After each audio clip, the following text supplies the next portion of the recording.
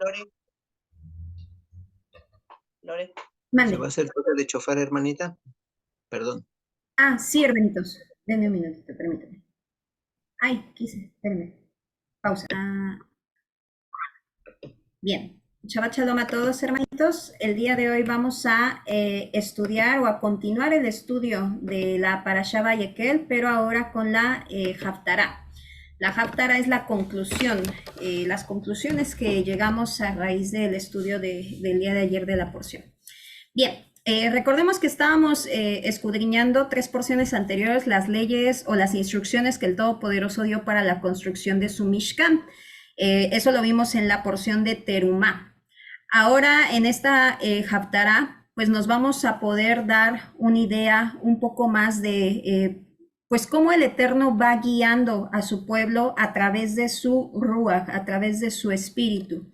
Debemos de igual manera preguntarnos y poderlo ver tanto en aquel entonces cómo se estaba edificando el templo de manera física, pero cómo lo estamos nosotros edificando en la actualidad, que sabemos que nosotros mismos somos esas piedras vivas, como nos decía Pablo justamente, que vamos comenzando a formar parte de esa morada, de ese templo del Todopoderoso. De igual manera, recordemos que la construcción de estos espacios suponía no solamente un desafío técnico o a nivel de construcción, sino también un desafío a nivel espiritual. Y es el mismo que también estamos manifestando nosotros hoy en día. Vamos a averiguando por qué. Bien. En la porción del día de ayer, la Parashá, leíamos en el libro de Éxodo 36:1 cómo el Eterno dotó tanto de sabiduría como inteligencia a Bezalel y a Oholiab. Nos dice la palabra así. Así pues, Bezalel y a Oholiab y todo hombre sabio de corazón, a quien Adonai dio sabiduría e inteligencia, para saber hacer toda la obra del servicio del santuario, harán todas las cosas que ha mandado Adonai.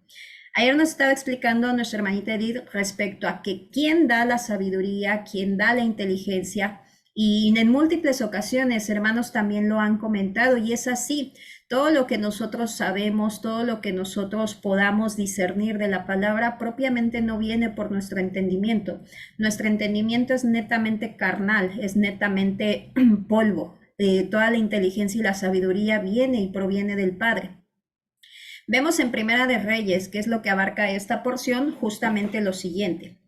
Y envió el rey Salomón e hizo venir a Tiro a Hiram, hijo de una viuda de la tribu de Neftalí, su padre, que trabajaba en bronce. Era de Tiro, e Hiram era lleno de sabiduría, inteligencia y ciencia en toda obra de bronce. Este pues vino al rey Salomón e hizo toda su obra. Nuevamente nos damos cuenta que para la construcción, en aquel entonces fue la construcción del tabernáculo, ahora para la construcción del templo, nos damos cuenta que el Eterno también provee de este tipo de dones, de sabiduría, de inteligencia, de ciencia, y en la actualidad va a ser exactamente lo mismo. El Eterno va a derramar dones, va a derramar su espíritu. ¿Para qué? Para que podamos llevar a cabo esa construcción. En el libro de Proverbios 4, 5, 6 nos dice, adquiere sabiduría, que en hebreo es Jokmah, adquiere inteligencia, que en hebreo es Binah. No te olvides ni te apartes de los dichos de mi boca, no las abandones y ellas te guardarán. Ámala y te preservará. Nosotros vamos a obtener sabiduría, inteligencia, ciencia a través del estudio de la palabra del Creador. Muchas veces queremos, y a todos nos pasa, queremos decir, yo creo, es que yo pienso, es que para mí no es lo que es para mí, no es lo que yo siento, no es lo que yo quiero, es que dice la palabra. Y eso es sensatez, eso es sabiduría. ¿Por qué? Porque toda ella viene de la palabra de Adonai. Ahora, algo maravilloso que nosotros podemos ver es justamente los términos, como nos dice en el libro de Proverbios, Jokmah y Binah. ¿Qué viene siendo esto? Nos damos cuenta que Jokmah propiamente es sabiduría, Binah entendimiento. La Jokmah, que es la sabiduría, Dentro de nuestro cerebro tenemos dos hemisferios, el hemisferio izquierdo y el hemisferio derecho. El hemisferio derecho va más encargado de las cosas artísticas. Les encontré aquí una imagen, por ejemplo, dice la intuición, que sabemos que es propiamente como esta parte espiritual, imaginación, sentido artístico, sentido musical, y el hemisferio izquierdo es el más es el analítico. La fe actúa con el hemisferio derecho porque es algo que no es como racional inclusive. Por ejemplo, cuando el pueblo de Israel salió de Egipto, si a ellos les hubieran dicho propiamente, oye, ahorita Adonai va a abrir el mar rojo, su biná, su entendimiento, su hemisferio izquierdo hubiera dicho es imposible porque es el sentido racional, o sea, por sentido común no se puede eso, o sea, nosotros pensaríamos eso. Sin embargo, ahí actúa la jokma, la sabiduría, que es esa fe, es decir, no sé cómo va a pasar, simplemente sé que Elohim es todopoderoso y va a pasar. Entonces, ¿qué es lo que nos insta la escritura a tener? Ambas partes. Nos dice la palabra en Proverbios 4, 5, 6, vuelvo a repetir, adquiere sabiduría, jokma, y adquiere inteligencia, biná, que es el entendimiento. No olvides ni te apartes de los dichos de mi boca, no las abandones, y ella te guardará. Ámala y presérvala. ¿Dónde volvemos a ver estos términos? En Apocalipsis 13, 8. Nos dice que en los últimos tiempos pues justamente se levantará un remanente, ¿no? De aquellos que guardan los mandamientos, que son considerados los santos, ¿no? Los que guardan los mandamientos y el testimonio de Yeshua. Sin embargo, cuando está describiendo en cuestión de la bestia, dice, aquí hay sabiduría, jokma, el que tiene entendimiento, biná, es decir, aquellos que están meditando en la palabra del Creador, no solamente de manera sencilla, lo que es la sabiduría y el entendimiento van de la mano, van muy juntos, es como una plenitud. Entonces dice, cuenta el número de la bestia, aquí está el entendimiento, ¿con cuál se da? Con el hemisferio izquierdo, que es el analítico. De hecho, aquí nos dice, por ejemplo, habilidad científica, habilidad numérica. Entonces, ¿qué es lo que nos decía justamente de qué es lo que tenía en este caso Irán? Justamente nos dice sabiduría, inteligencia y ciencia. Vemos, por ejemplo, que si nosotros observamos más a fondo, vienen siendo los espíritus del Todopoderoso. Vemos, por ejemplo, lo podemos ver bien plantado en lo que es la menorá, el espíritu de sabiduría, entendimiento, consejo, el espíritu de Adonai, poder, conocimiento y temor. Ahora, muchas veces comprendíamos espíritu como un ente, como algo tangible o a lo mejor intangible, pero visible. Es decir, algo como, inclusive hasta decíamos, ¿no? Nosotros tenemos un espíritu y pensábamos que era como un ánima que salía de nosotros. Y no, espíritu en hebreo significa ruach y significa soplo, viento, aliento. También puede ser un estado de ánimo, por ejemplo, cuando dicen tienes un espíritu contrito, un espíritu decaído, ¿qué quiere decir? Es como tú estás abatido, estás triste, tu semblante es como triste. O cuando dicen el espíritu de celos, que si el espíritu de celos se apodera del varón o sea, siente que su esposa ha sido amancillada, no es probablemente que un espíritu venga y lo posea, no, simplemente es esa emoción de decir, si te da ese sentimiento de celos, si te da esa sensación de celos, a eso se refiere. Entonces, dependiendo de qué nos esté hablando, es acorde a lo que va el contexto. Ahora, el Eterno derrama su espíritu en quien Él quiere. En este caso nos dice que a Irán le dio espíritu de sabiduría, aquí está, el espíritu de sabiduría, el espíritu de inteligencia, que es el entendimiento, Binah, y el espíritu de ciencia, que es Dat, es conocimiento, aquí está, él se lo dio, ¿ok? Él derramó ello. Sin embargo, nos damos cuenta que en nuestro Adón Yeshua, en él está toda la plenitud. Nos dice Isaías que en él reposaría, y que reposaría el espíritu de Adonai. Aquí está. Espíritu de sabiduría e inteligencia, espíritu de consejo y poder. Consejo, aquí está. Consejo y poder que van ligados. Aquí está. Espíritu de conocimiento y temor de Adonai. Entonces aquí está. Conocimiento y temor de Adonai. ¿Ok? Entonces en él reposa toda la plenitud. Bien, propiamente el Creador permite que su pueblo vaya teniendo estos dones conforme también inclusive nosotros se los pidamos. ¿Qué es lo que fue, qué fue lo que hizo Salomón justamente para la construcción del templo? El Eterno se agradó, dice que por cuanto no le pidió ni riquezas ni nada, sino le pidió sabiduría, él se lo daría. Y así cada uno de nosotros podemos pedirle al Padre que sea derramando espíritu de sabiduría, de entendimiento, de consejo, espíritu de poder, de conocimiento, de temor, su espíritu de santidad. Podemos pedirlo al Padre. Sin embargo, cuando nosotros lo pidamos, tenemos que ser también bien responsables porque el Padre lo va a dar, el Padre lo va a dar.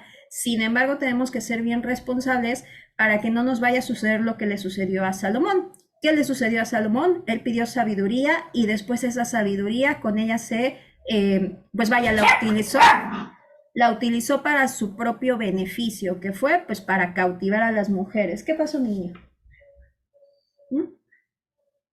A ver, que fue para cautivar a las mujeres, ¿no? Que las seducía con su entendimiento, con su sabiduría, perdón.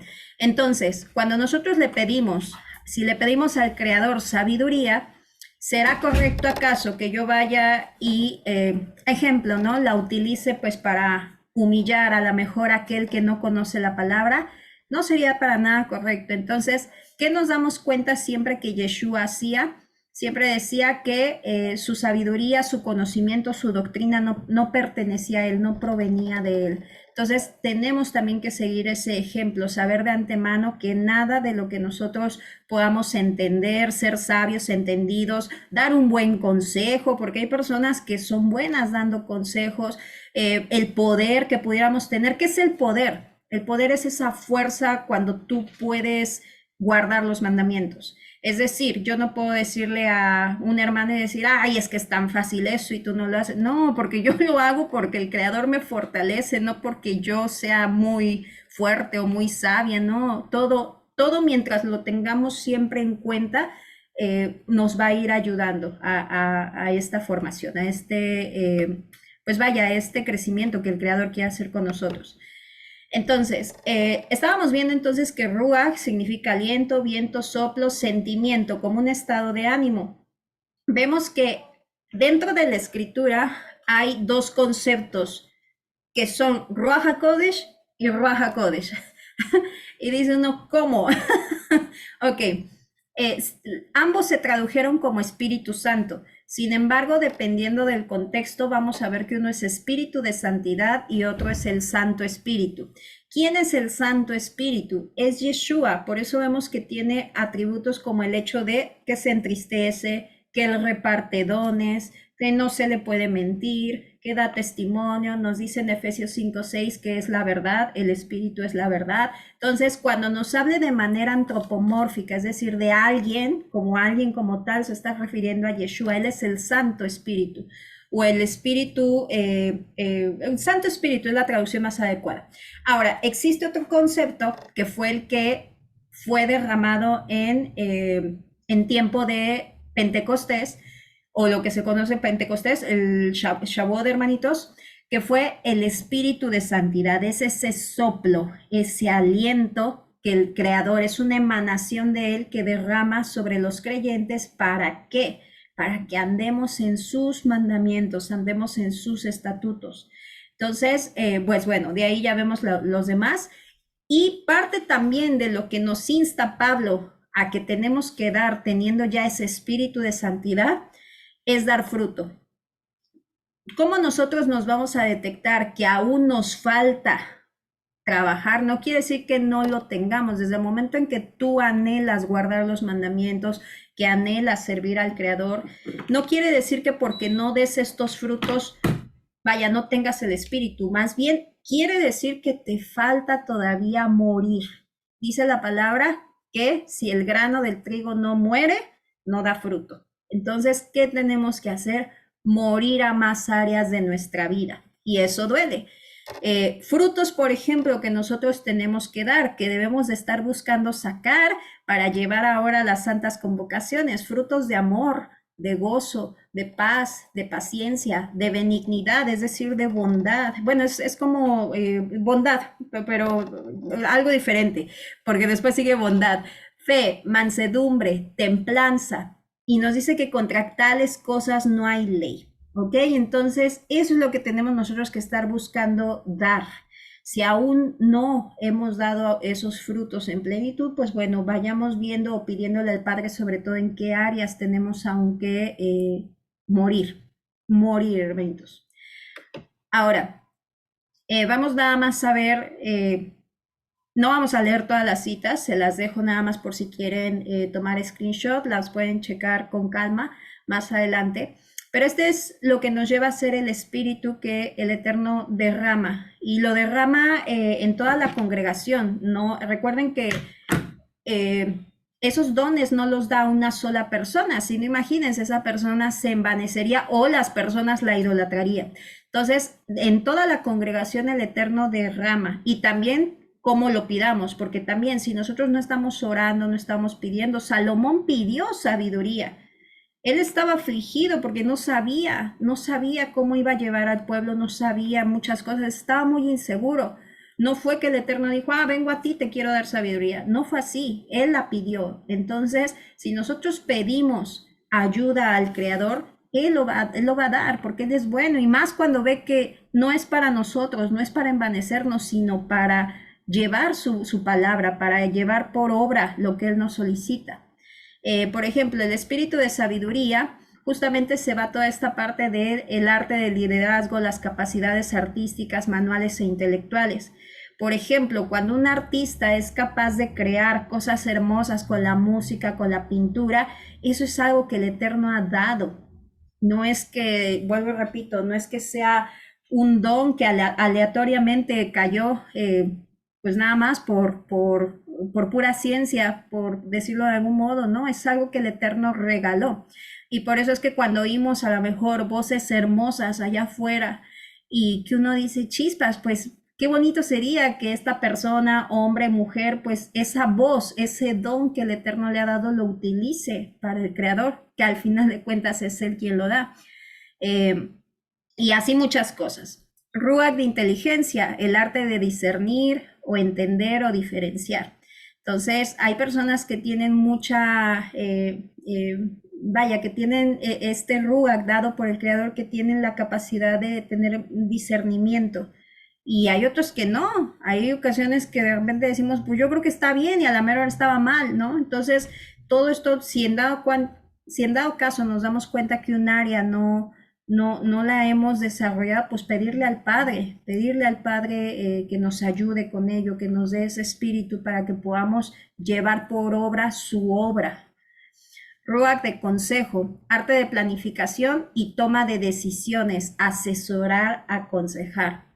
Muchos hermanitos cuando vienen y me piden consejo, yo siempre les digo, creo que yo algo le he pedido al Padre, que me dé don de consejo, amados, porque soy mala dando consejos. Yo soy de las que digo, le voy a decir esto para hacerlo sentir bien y lo hago sentir peor. Entonces soy mala en eso, yo me detecto. Quien desde mi punto de vista era maravilloso dando consejos, por ejemplo, el hermanito Javi, los que tuvieron tiempo de platicar con él, para mí daba así la palabra adecuada. Yo no sentía alivio y decía, ay, sí es cierto, no lo había visto desde esa forma. Eso para mí es un don. Entonces, trabajarlo, pedirlo también al Padre. Obviamente el Padre no va a depositar los 7 Rahim en una sola persona, solamente es nuestro don Yeshua quien tiene los 7 Rahot. Entonces, sin embargo, sí podemos pues pedirle ayuda, ¿no? Cuando es necesario para su obra. Ruach de poder, el arte de la ejecución, poder hacer fuerza heroica. Nuevamente, es esta parte de los mandamientos, ¿no? Hay personas que les es más fácil parar la situación. Por ejemplo, cuando vienen las santas convocaciones, las fiestas, Navidad, Año Nuevo, hay muchas personas que se intimidan y dicen, es que cómo le voy a decir a mi esposo que no se va a enojar, o cómo le voy a decir a mi hijo, es que tiene mucho tiempo que no lo veo, y si nada más voy y le predico la palabra. Es esa parte, nos falta esa fortaleza para ser firmes y decir no. no, o sabes qué, mira, mi postura es esta y te pido que la respetes. Nos falta fortaleza, vuelvo y repito, no es que esté mal, es un proceso que tenemos que ir trabajando, detectándolo y trabajándolo. El Ruach de conocimiento es el arte de conocer a Adonai, el espíritu de conocimiento de Adonai. Este es bien importante. ¿Por qué? Muchas veces creemos que conocemos al Creador. Sin embargo, hay muchas cosas en nuestro actuar que demuestran que no lo conocemos. Tú puedes decir que tienes fe en el Creador, pero si tú no das el paso y abandonas tu trabajo para caer en las manos del Creador, no lo conoces. O cuando le pones límites, cuando dices, no, es que no puedo hacer esto, pero pues él ha prometido esto. O sea, me estoy yendo en situaciones como extremas, ¿ok? Sabemos que, vuelvo y repito, cada uno tenemos este proceso, pero sí detectarlo. Hay, hay ocasiones, por ejemplo, que me dicen, pues yo estoy preocupada porque pues no puedo dejar de trabajar en Shabbat porque pues si no, no como. Y vaya, si nosotros no le damos oportunidad al Creador que opere, que trabaje, o sea, que nos muestre su poder, eh, Israel pudo observar el poder del Creador, abrir el mar rojo porque dio el paso, hizo lo suyo. ¿De qué manera el Creador va a hacer milagros en tu vida si tú no se lo permites? ¿Y desde qué momento no se lo permitimos? Pues desde el momento en que nos quedamos en Egipto. Desde ese momento no se lo permitimos. Entonces, esto es buscar conocer al Creador. Se lo puedes pedir, te quiero conocer. Vemos otro ejemplo, Jacob, por ejemplo. Jacob cuando salió, ¿qué oró? Si tú me ayudas, yo te sirvo. En pocas palabras, ¿no? Si tú me ayudas, yo te sirvo. Y cuando regresó, que ya lo conocía, ¿qué fue lo que dijo Elohim? De los cielos, de la tierra, indigno soy de tu misericordia. Eso es conocerlo. Se humilló completamente. Entonces, muchos signos que nos arrojan cuando realmente ya conocemos al Creador y cuando aún nos falta ese proceso. Ruach de misericordia o temor a Adonai es el arte de aborrecer el mal, espíritu de temor a Adonai, perfeccionamiento de la santidad. Este también, amados, es importante, ¿no? Hay ocasiones, como ya lo hemos dicho, muchas veces creemos que ya guardo Shabbat y no como cerdo y ya, ahí quedó. No, tenemos que seguir avanzando. ¿Qué más desea el Creador de mí? ¿Qué más desea en que le sirva? Hace ratito estaba hablando con una hermanita y esta parte, ¿no? De pedirle al Padre que no nos oculte nuestros pecados, que nos pruebe. Y me decía, qué valor, Lore. Este Shabbat para mí fue un abatimiento. Me vinieron lluvia por todos lados, por todos lados. Y recordé hace poquito que hace una semana yo le dije al Padre, pruébame, Abba, porque yo necesito saber qué es lo que fallo o sea, quiero estar bien para ti, quiero, o sea, que ser vaso de honra para ti y si no sé en qué estoy fallando, qué estoy haciendo mal o qué me falta, ¿cómo lo voy a saber? Y hoy vinieron los palazos, hoy vinieron por todos lados y ya lo detecté y es algo que me aflige porque me cuesta mucho trabajo. Y esta parte, amados, cuando el Eterno nos permite ver, a ver, te está fallando esto y que te das cuenta que tú no puedes, eso es lo que le gusta al Creador, que tú le digas, sabes que no puedo, yo no puedo, o sea, te lo entrego a ti, porque yo sola no puedo. Me podré esforzar mucho, podré hacer muchas cosas, o sea, tratando de evitar hacer lo que no tengo que hacer, pero o sea, estoy queriéndolo hacer con mi carne, pues no voy a poder, nunca voy a poder. ¿Quién es el único que nos da esa fuerza, ese ruach de temor a Adonai? Él. Solamente Él nos da ese ruach de poder, la fortaleza de hacerlo. Por eso les digo, cuando nosotros somos conscientes de ello, podemos mantenernos abajo y saber que todo lo que hacemos, todo lo que tenemos, todo lo que hablamos, viene del Creador. Todo viene de Él, amados. Nada podríamos hablar nosotros, nada podríamos hacer nosotros si Él no nos diera todo estos dones. Entonces, y lo mismo, aborrecer el mal. Y el temor a Adonai sabemos que es guardar sus mandamientos.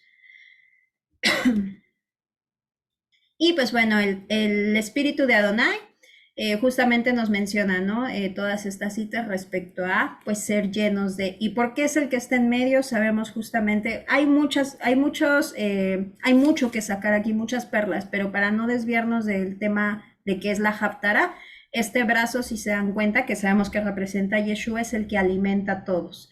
Por eso es el que es como la plenitud de todos los demás. ¿Ok? Entonces ese espíritu de santidad es esa fuerza que nos impulsa a guardar los mandamientos del Creador. Bien, ahora, sabiendo eso, pues vámonos con lo que nos menciona la Haftarah, ¿no? Respecto a la construcción, cómo el Eterno es el que da y derrama los dones. Nos dice en Primera de Reyes 7, 15, 20, acerca de estas columnas en el templo de Salomón. Dice, y vació 2 columnas de bronce, la altura de cada una era de 18 codos, y rodeaba una y otra un hilo de 12 codos. Hizo también 2 capiteles de fundición de bronce para que fuesen puestos sobre las cabezas de las columnas. La altura de un capitel era de 5 codos y la del otro capitel también de 5 codos. Había trenzas a manera de red y unos cordones a manera de cadenas para que los capiteles que se habían de poner sobre las cabezas de las columnas, 7 para cada capitel. Hizo también 2 hileras de granadas alrededor de la red para cubrir los capiteles que estaban en las cabezas de las columnas con las granadas, y de la misma forma hizo en el otro capitel. Los capiteles que estaban sobre las columnas en el pórtico tenían forma de lirios y eran de 4 codos. Tenían también los capiteles de las 2 columnas 200 granadas en 2 hileras alrededor de cada capitel encima de un globo, el cual estaba rodeado por la red. ¡Wow! Muchas instrucciones, amados, muchas instrucciones. Vamos de manera visual. Eran 2 columnas que en sí, déjenme se los muestro acá en la portada, no tenían. ¿Para qué son unas columnas? ¿Para qué son las columnas? ¿Alguien me puede decir? Para dar firmeza a una construcción, hermanita. Para sostener el peso. Así es, para eso son, ¿verdad? Sin embargo, las columnas que construyó Salomón, si se dan cuenta, no está cargando nada. No están cargando nada, no están sosteniendo nada. Eran columnas, muchas interpretaciones dicen de adorno, o que tenían alguna función en específico. Otros más, hermanitos, por eso les digo, fue una porción bastante difícil porque hay muy poca información. Pero propiamente, y nuevamente, ustedes se van a encontrar, si ustedes se ponen a investigar, muchas fuentes referente a que si las columnas masónicas y que si Salomón era masónico. Amados, no caigan en nada de eso. Simplemente sabemos que el creador fue quien designó esto, quien instruyó a David para que posteriormente Salomón construyera. Y pues bueno, sabemos que el adversario siempre va a querer decir que él hizo primero cuando el creador fue que, ¿no? Es como, por ejemplo, en algún momento la vara que nos muestra la escritura del tronco de Joseph y el tronco de Judá. Pues bueno, ya saben, nunca falta que hay, que la vara, que es de brujos y que, bueno, tanta cosa que sabemos que ahora resulta que primero fue esto y después lo otro, ¿no? No, sabemos que el adversario es imitador. Él va a tomar todo lo que el creador ha diseñado para imitarlo para sus cosas. Entonces, hay muy poca información. Nos dice la escritura, primeramente, que a la columna del lado izquierdo le puso de nombre Boaz y a la del lado derecho Yaquín. En algunas traducciones le ponen como Joaquín, pero es Yaquín. Entonces, lo que nos damos cuenta es que significa con fortaleza y él establecerá. De igual manera, hay muchas interpretaciones respecto a qué simbolizan. Sin embargo, en lo personal, cuando algo siento como que no, vaya, no me convence, tampoco me siento con la confianza de yo decirles algo que no me convence. Entonces, en esta situación vamos a ir viendo qué fue lo que se encontró respecto a la función de estas columnas. Y esto me imagino que muchos lo deben de saber, lo encontró, ¿no? No sé si alguien antes de él lo haya analizado así, pero este estudio pues lo dio Michael Root. Yo siempre les digo, todos tenemos tanto cosas buenas como cosas malas en el sentido que todos nos equivocamos. Por eso a mí nunca me gusta como tal decir, tal persona, ¿por qué? Porque podemos ir con tal persona y pensar que todo lo que dice es bueno y a veces ahí es donde nos perdemos. Entonces aprendí con un hermanito me dijo, con una fuente. Sin embargo, tampoco me gusta esta parte, ¿no? O sea, decir, yo miren, encontré esto y yo lo hice. No, pues o sea, vaya, nombrar precisamente a quien lo encontró, amados. Les digo, si antes lo encontraron, no sabría decirles. Sin embargo, de donde lo saqué fue así y va acorde también a la escritura. Por eso es que lo vamos a estudiar el día de hoy, ¿ok? Bien. ¿Qué función tienen estas columnas? Nos dice en Primera de Reyes 8:12, cuando Salomón iba a consagrar el templo, nos dice lo siguiente. Entonces dijo Salomón a Adonai, Adonai ha dicho que él habitará en la oscuridad. Yo he edificado casa por morada para ti, sitio que tú habites para siempre. Bien, si nosotros analizamos las palabras en hebreo, nos damos cuenta que, por ejemplo, donde dice habitaría, viene del verbo en hebreo shakam, que significa lugar estable para habitar. Oscuridad, aquí se los fui poniendo en rojo, en la oscuridad. Oscuridad viene de arafel, sobre un nivel más bajo, es decir, que baja. Morada, que viene de Sebul, aquí está la palabra morada. Yo he edificado casa por morada, que viene de alto, es decir, un lugar como un aposento, algo que sube. Y sitio, que viene de Macom, lugar arreglado. ¿Cómo funciona esto? Vamos a leer primeramente. Parece que lo que quiere decir aquí es que ha preparado una residencia, un lugar más elevado que el templo, ¿ok? Ahorita vamos a ir viendo cómo funciona. Y un lugar interior para que esté el arca. 500 años después, en el año 586 antes del Mesías, los babilónicos invadieron Jerusalén destruyendo el templo. ¿Se acuerdan cuando fue Nabucodonosor? Y se llevaron absolutamente todos los utensilios, los calderos, las paletas, las despabiladeras, los cucharones, las columnas de bronce, las basas y todo lo que encontraron.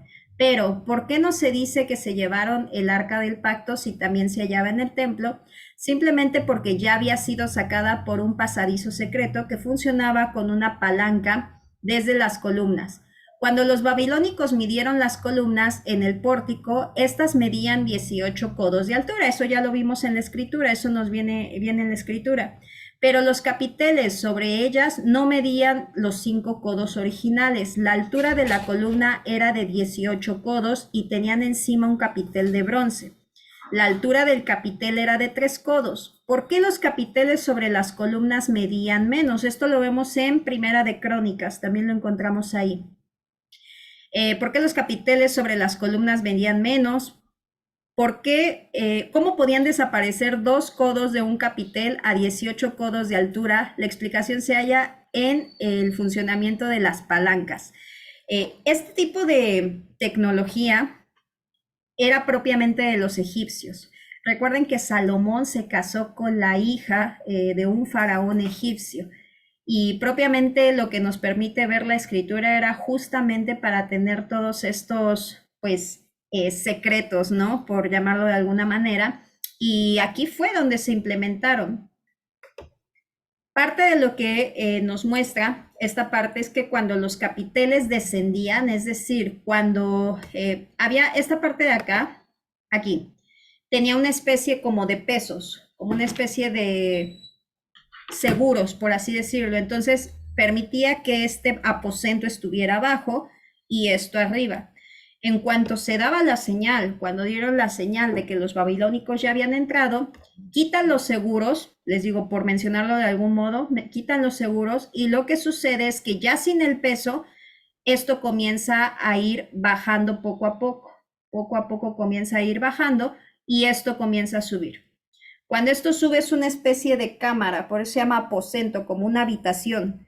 Ahí metieron lo que fue el arca del pacto, de igual manera el altar de incienso, la menorá. Acuérdense que Salomón había hecho 10 menorá, le había puesto 5 de un lado y 5 del otro. Y de igual manera, pues bueno, cuando esto bajaba, obviamente estas coronas o estas manzanas, como lo describe también la escritura, bajaban.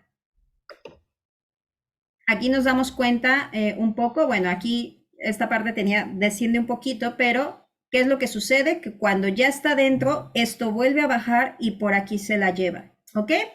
Los capiteles habrían descendido hasta cierto punto, puesto que existía una piedra que toparía en el piso, dentro de las columnas para que la cámara secreta subiera hasta llegar exactamente hasta el piso del lugar santísimo. Cuando la cámara secreta subió hasta el lugar santísimo, es decir, cuando subió, los sacerdotes habrían colocado el arca y la habrían bajado manualmente. Aquí la van llevando. Le conocen como las minas de Salomón.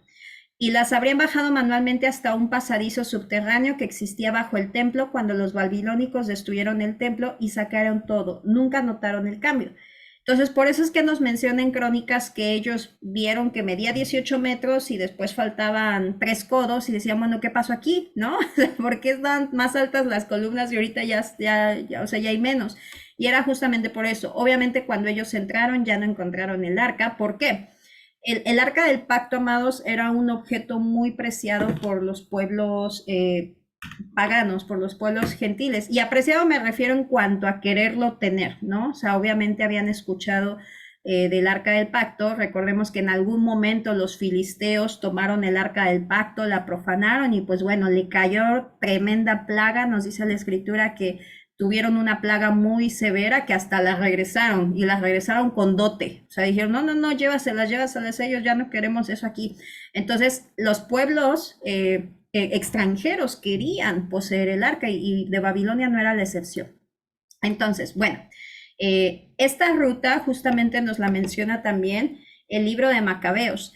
El libro de Macabeos, amados, es un libro que propiamente no está dentro del canon, sin embargo es un libro histórico, nos sirve como un libro que nos permite ver qué es lo que sucedía en esos tiempos. Por ejemplo, en Segunda de Macabeos, capítulo 2, del 5 al 11, nos dice lo siguiente. Al llegar allá, Jeremías encontró una gruta que servía de habitación y depositó allí la tienda y el arca con el altar de los perfumes, el altar de incienso, y luego clausuró la entrada. Algunos de sus compañeros fueron enseguida a marcar el camino con señales, pero no pudieron hallarlo. Cuando Jeremías lo supo, es decir, los levitas comenzaron a marcar como pues para saber dónde iba a estar el arca, pero Jeremías los regañó. Dice, cuando Jeremías lo supo, les llamó la atención. Ese lugar, cuando la palabra ya saben que cuando nos dice ese lugar, ¿se acuerdan que también con Jacob decían aquel lugar? Es un lugar específico. Es decir, un lugar es como de te veo allá, en aquel lugar, como ya sabes dónde, ¿no?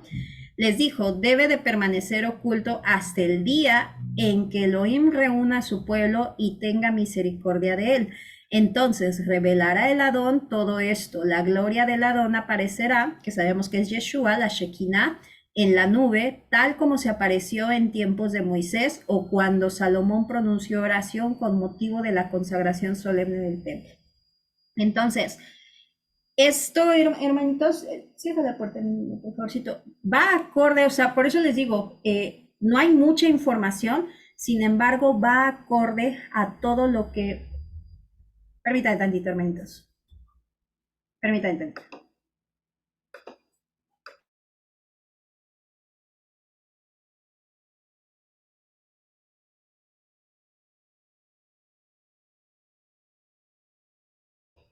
Va acorde, hermanitos, a todo lo que nos ha mostrado, o más bien lo que nos va narrando la escritura, y de igual manera también a lo que unas investigaciones recientes, hay un documental muy famoso que muchos ya lo han visto, de repente he visto que comparten parte de Ron Wyatt. Ron Wyatt fue un excavador, un historiador que encontró recientemente las grutas y dentro de las grutas los artefactos. Entonces, es parte de lo que nos permite ver también que se ha encontrado. Ahora, ¿qué tiene que ver respecto a todo lo que estudiamos el día de ayer junto con la Haftará del día de hoy? Nos vamos dando cuenta que el Todopoderoso, hermanitos, quiere y de hecho nos invita a hacer esas piedras vivas con las cuales se edificará la casa de Elohim. A veces solemos decir, bueno, pero pues yo cómo le voy a hacer si yo no sé la palabra, yo no quiero hacer videos porque no sé la palabra, o cómo yo voy a servir al Creador si yo no puedo hacer esto. Y vaya, tantas cosas, tantas inseguridades que podemos tener cuando somos pequeñitos, que no nos damos cuenta que quien da los dones y los talentos es el Creador. Sí tenemos que prepararnos, claro, no se trata tampoco de comenzar a inventar, sino claro, tiene que haber un estudio. Sin embargo, poco a poco el Creador, mientras te vea que tú deseas servirle, que tú deseas predicar su palabra, que tú deseas cantar, que tú deseas servirle con los talentos, con todo lo que Él te ha provisto, Él te va a ayudar, Él va a trabajar en ti. Entonces, debemos de nosotros preguntarnos si estamos dispuestos a dejar que el Eterno trabaje en nosotros. Algo que nosotros vemos dentro de la Escritura en Efesios 2, 19, 22 dice, así que ya no son extranjeros ni advenedizos, sino conciudadanos de los santos y miembros de la familia de Elohim, edificados sobre el fundamento de los apóstoles, siendo la piedra de ángulo Yeshua el Mesías. ¿Cuál es la piedra de ángulo? Estaba viendo un poquito de construcción porque no sé bien de construcción, pero me impactó. La piedra de ángulo es esta piedra, es de las primeras piedras que se ponen en una construcción y es la que va a destinar los ángulos, para dónde va a ir dirigida la construcción. Es la que dice si esta es la esquina, esta va para allá y todo lo que va tanto para la derecha, para la izquierda como para arriba. Es la que destina cómo va a ir la construcción. Y posteriormente nos dice que después los fundamentos son los profetas y los apóstoles, es decir, lo que se va construyendo arriba. ¿Y nosotros quiénes somos? Somos los que vamos acomodándonos al patrón que primeramente la piedra angular ya puso y que posteriormente siguieron también los profetas y los apóstoles. Entonces, ser parte del templo espiritual, ahorita nos lo dice la Escritura, lo vamos a leer, es un honor, amados. Sin embargo, también, vuelvo y repito, tenemos que dejarnos amoldar. Yo no puedo pretender venir a querer ser parte de ese templo del Creador con mi naturaleza vieja, queriendo hacer las cosas. Si me dice el Creador, haz esto, y yo no quererlo hacer, tenemos que morir. Por eso les digo, hay cosas que nos van a costar mucho trabajo, pero es ahí donde le pedimos a Él ayuda. Porque claro, va a haber muchas cosas que no vamos a poder hacer nosotros, por nuestra carne, por nuestras debilidades, pero ahí es donde Él nos ayuda, siempre y cuando nosotros se lo pidamos y lo dejemos también actuar. Porque a veces no lo dejamos actuar. A veces decimos, no, yo no quiero cambiar, que cambien los demás, ¿yo por qué? No, si yo estoy en mi derecho de enojarme, ¿no? O sea, empezamos ahí como a no querer someternos. Entonces, también es ambas partes. Entonces, bueno, nos dice la Escritura, en quien todo el edificio bien coordinado va creciendo para ser un templo santo en el Adón, en quien ustedes también son juntamente edificados para morada de Elohim en el Espíritu. Nuevamente nos va a decir el Ruach. Apocalipsis 3:12, al que venciere, yo le haré columna en el templo de mi Elohim. Lo que estábamos viendo con Salomón era un templo físico, pero lo que el Creador quiere construir ahora es un templo aún todavía muchísimo más grande, es uno superior, que es en Rúa, somos cada uno de nosotros, esas piedras que vamos a ir edificándolo. Y nunca más saldrá de allí, y escribiré sobre él el nombre de mi Elohim y el nombre de la ciudad de mi Elohim, la nueva Jerusalén, el cual desciende del cielo de mi Elohim, y mi nombre nuevo. Primera de Pedro 2:5, ustedes también como piedras vivas, sed edificados como casa espiritual y sacerdocio santo para ofrecer sacrificios espirituales aceptables a Elohim por medio de Yeshua el Mesías. Observen qué importante también es esto, amados.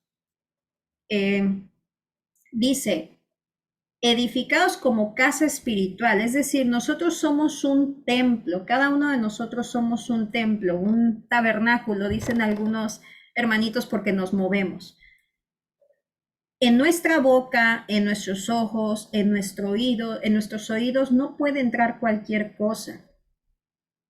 Tampoco puede salir cualquier cosa, porque eso sí, a veces también nos fijamos mucho en no comer cerdo, pero ¿qué tal estamos vituperando? Lo mismo, como si comiéramos cerdo. Por eso Yeshua dice, te contamina más lo que sale que lo que entra. Y no propiamente refiriéndose a que podemos comer lo que queramos, sino esta parte de la importancia de lo terrenal y lo espiritual. Siempre lo espiritual va a ir por encima, siempre. Entonces, tenemos que cuidar todos estos aspectos. Por eso les digo, no es fácil. No es fácil, ¿por qué? Porque son muchos puntos a ver. Dice, para ofrecer sacrificios espirituales. ¿Cuáles son esos sacrificios espirituales? Tus ofrendas de labios. ¿Cómo están tus oraciones? Recordemos que no basta orar, no basta decir, el Eterno sabe lo que hay en mi corazón. No, tienes que orar con entendimiento. ¿Y cómo es con entendimiento? Eso es lo dice la Escritura y lo dice Pablo. En espíritu y en verdad, que te sirvan en espíritu y en verdad. Antes, cuando no conocíamos, bueno, el Eterno nos veía con mucha misericordia, porque le pedíamos inclusive hasta cosas que no eran acorde a su voluntad. Pero si ahora ya conocemos su voluntad, ya no podemos nosotros, que ya guardamos Torah, que el Eterno ha tenido misericordia, vuelvo y repito, guardamos Torah por misericordia, porque nada hicimos para que nos llamara. Entonces, nosotros que estamos teniendo otro tipo de pan, que el Creador está teniendo misericordia y nos está dando otro tipo de pan, nos está preparando, podemos decir, Él ya sabe mi corazón. No. O voy a esperar a la voluntad del Creador. No, Él ya te escribió cuál es su voluntad. ¿Qué vas a esperar si ya sabes cuál es su voluntad? Entonces, eso. Lo mismo, en caso de los sacrificios, también sacrificios aceptables. Servirlo a Él como Él desea ser servido y no como yo quiero servirlo. Hay muchas cosas que ver, amados, por eso les digo, ya no es qué creo yo, qué siento yo, qué me gusta a mí, es qué desea el Creador. Y cuando nosotros volteamos a ver eso, nos vamos a confrontar un montón con nosotros mismos. ¿Por qué? Porque muchas cosas de nuestra naturaleza caída, de nuestra carnalidad, de nuestro ego, de muchas cosas nuestras van a tener que morir. Y es un proceso, no quiere decir que mueran de un día a otro, no, nos va a tomar mucho tiempo, digo, en la medida en que, como el faraón, ¿no? En la medida en que endurezcamos nuestro corazón, pues más fuerte viene el varazo. Pero ¿nos ablandamos o nos ablandamos? En Hechos 4:11 dice, Yeshua es la piedra reprobada por vosotros los edificadores, la cual ha venido a ser cabeza de ángulo. En la arquitectura, al igual que cualquier otro arte, se apoya en fundamentos básicos que define su estructura, diseño y finalmente su belleza. Entre estos fundamentos se encuentran las piedras angulares, elementos que son mucho más que simplemente la piedra colocada en la construcción de un edificio. Representan los principios esenciales y prácticos que sostienen y dan forma a toda la edificación. como si de los cimientos mismos se trataran las piedras angulares. Simbolizan la estabilidad, integridad y en muchos casos la intención y el propósito del diseño arquitectónico. Eso es una definición de arquitectura. Y aquí preguntamos, ¿qué pasa si dejamos a Yeshua? Se cae el edificio. Se cae todo, claro. No tiene forma, se cae el edificio. Así de importante es abrazar a Yeshua, amados, y no soltar. Entonces, pues a manera de reflexión, hermanitos, el Eterno está construyendo, está en este proceso de construcción de su templo, de su morada, que somos cada uno de nosotros. Dejémonos trabajar por Él. Sigámonos cayendo en sus manos, sigámosle pidiendo de igual manera que nos ayude. Que nos ayude. ¿Por qué? Porque solos no vamos a poder. Me gustaría leerles la oración. Dejen poner aquí. La oración que Salomón hizo cuando consagró el templo. Es una oración muy hermosa. Es un poquito larga, sin embargo, sabemos que Salomón fue el hombre como nosotros, o sea, imperfecto, con pecados, con situaciones, con errores como los tenemos nosotros, más sabio que ha pisado la tierra. Y de hecho, la escritura dice que no iba a volver a ver nadie como Salomón. Y creo que no sobra palabra, amados, o más bien no sobra palabra, y es una oración muy bonita. Quisiera leérselas. La encontramos en Primera de Reyes 8:15. Esto fue cuando ya estaba levantado el templo, introdujeron el arca de la alianza y Salomón comenzó a hablar así. Bendito sea Adonai Elohim de Israel, que ha cumplido con su mano lo que habló por su boca a David mi padre diciendo, desde el día en que saqué a mi pueblo de Israel de Egipto, no he escogido a ninguna ciudad de todas las tribus de Israel para edificar una casa donde estuviera mi nombre, sino que escogí a Jerusalén para que mi nombre estuviera en ella, y escogí a David para que estuviera sobre mi pueblo Israel.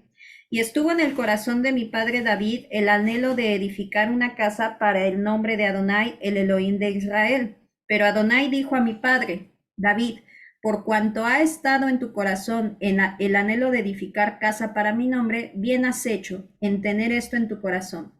Pero tú no edificarás la casa, sino que un hijo nacido de tu costado, él edificará la casa para mi nombre. Y Adonai ha cumplido su palabra, dicha pues, yo me levanté en lugar de David mi padre, y me senté en el trono de Israel, tal como habló Adonai, y he edificado la casa para el nombre de Adonai, Elohim de Israel. Y he puesto en ella lugar para el arca, en la cual está el pacto de Adonai, que él hizo con nuestros padres al sacarlos de la tierra de Egipto. Entonces Salomón se plantó ante el altar de Adonai frente a toda la asamblea de Israel, y extendió sus manos a los cielos, y dijo, oh Adonai Elohim de Israel, no hay Elohim como tú, ni arriba en los cielos, ni abajo en la tierra. Tú guardas el pacto y la misericordia para con tus siervos que andan delante de ti, con todo su corazón. Tú cumpliste lo que prometiste a tu esclavo David mi padre, con tu boca lo hablaste y con tu mano lo has cumplido como en este día. Ahora pues, oh Adonai Elohim de Israel, cumple con tu esclavo David, mi padre, lo que tú le prometiste diciendo, no te faltará varón delante de mí que se siente en el trono de Israel, con tal que tus hijos guarden su camino para andar delante de mí, como tú has andado delante de mí. Ahora pues, oh Elohim de Israel, te ruego, sea confirmada tu palabra que hablaste a David mi padre, aunque en verdad Elohim habitará en la tierra, he aquí los cielos de los cielos no te pueden contener, cuanto menos esta casa que he edificado. Sin embargo, oh Adonai Elohim mío, tú prestarás atención a mi súplica para oír la oración que tu esclavo hace hoy ante tu presencia, a fin de que tu ojo esté abierto hacia esta casa, noche y día, hacia el lugar del cual has dicho, allí estará mi nombre, para escuchar la oración que tu esclavo haga hacia este lugar. Y tú oirás la oración de tu esclavo, de tu pueblo Israel, y la de tu pueblo Israel cuando oren hacia este lugar. Sí, oye desde el lugar de tu morada de los cielos, y cuando hayas oído, entonces perdona. Cuando un hombre peque contra otro y se le exija juramento, y entre en esta casa para jurar ante tu altar, entonces escucha tú desde los cielos y haz justicia a tus siervos, condenando el malvado para traer su conducta sobre su propia cabeza y justificando al justo para retribuirle conforme a su justicia. Cuando tu pueblo Israel sea derrotado ante el enemigo por haber pecado contra ti, si ellos se vuelven a ti y confiesan tu nombre y oran y te hacen súplicas en esta casa, entonces escucha tú desde los cielos y perdona el pecado de tu pueblo de Israel y hazlos volver a la tierra que diste a sus padres. Cuando los cielos estén cerrados y no haya lluvia, porque ellos han pecado contra ti, si oran hacia este lugar y confiesan tu nombre y se vuelven de sus pecados por el que los afligiste, entonces escucha tú desde los cielos y perdona el pecado de tus siervos y de tu pueblo Israel. Sí, enséñales el buen camino por el que deben andar y dales lluvia sobre tu tierra, la cual diste a tu pueblo por heredad.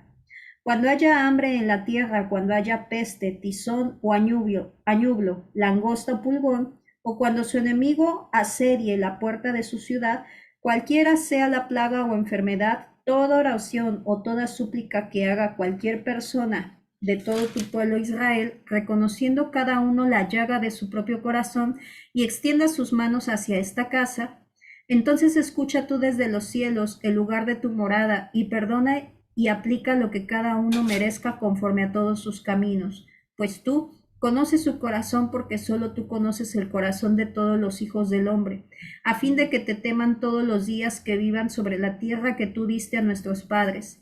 Y cuando el extranjero que no es del tu pueblo Israel venga y ore hacia esta casa, entonces escucha tú desde los cielos el lugar de tu morada y haz conforme a todo lo que el extranjero te pida, para que todos los pueblos de la tierra puedan conocer tu nombre, para que te teman como tu pueblo Israel y sepan que a tu nombre está consagrada esta casa que he consumido.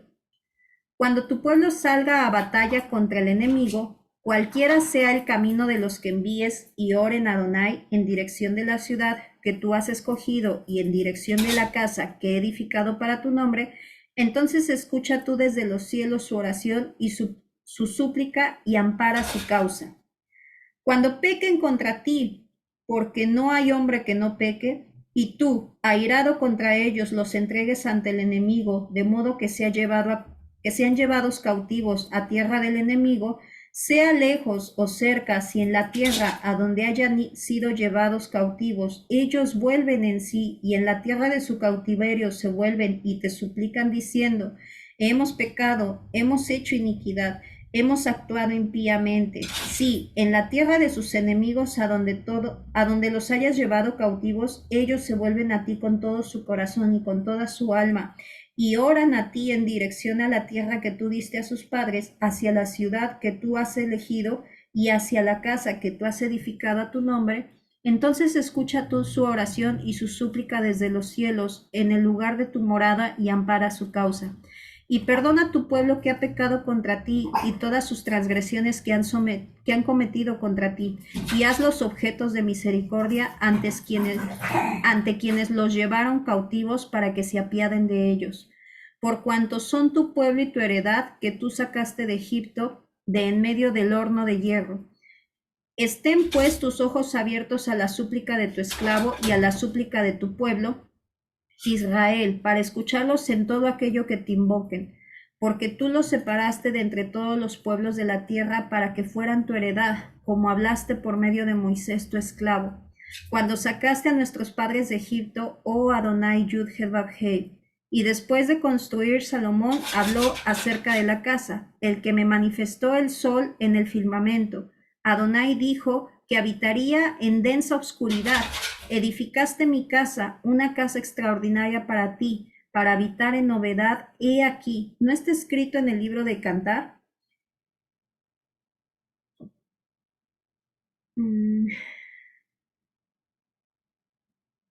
Bendito sea Adonai que ha dado descanso a su pueblo Israel, conforme a todo lo que él ha hablado.